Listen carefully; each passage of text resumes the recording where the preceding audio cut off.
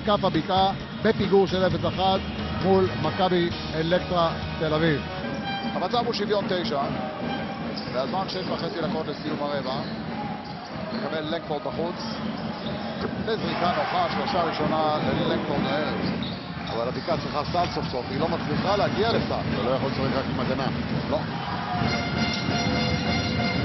הנה בלו, ואם דיברנו על ג'יימס והמקצוע שלו, הנה בלו והמקצוע שלו. אוחיון עם הכדור. הוציא את זה לזריקה של דיוויד. איזה כדור, איזה זריקה. דיברת על המקצוע שלו. רואים פעם את חולון השנה. הנה לנקפורד, יופי של כדור. אוחיון סקוואר. אוחיון לוקח אותו ללואו פוסט. מנצל את הגובה. יופי של צהל עם הקרש, כמו שאתה אומר.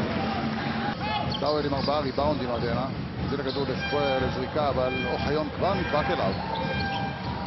כדור פנימה להגיע ווטר, והוא שם אותו בפנים. לקחו הרבה זריקות רעות, אבל גם הזריקות הטובות לא נכנסו. מצד שני, מכבי יורה בפוגעת כל מה שהיא זורקת. 5 לזרוק, ובורשטיין לוקח את הזריקה הזו ומחליק את הכדור לשלושה. במחצית אבי אשכנזי פשוט יורד בצרחות על השחקנים שלו, אומר להם תילחמו על הכבוד שלכם, ככה לא נראית קבוצת כדורסל. יאניס מוציא לאוחיון, ואוחיון לוקח זריקת ניטור וקולע את השתיים. אם יהיה סל, יהיה עוד פוזיישן אחד לבקעה למעט מאוד זמן. ליאור זורק ומחטיא. שון ג'יימס מגיע את זה לייב. שם את זה בפנים, זה משאיר 2 שניות ו3 עשיריות, ויש גם עבירה על ג'יימס.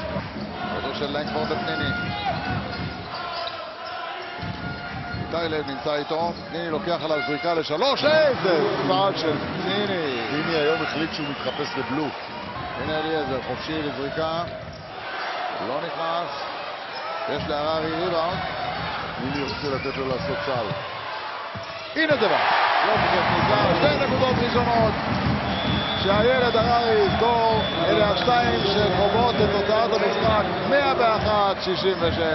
איזה חיוכים, איזה חיבוקים.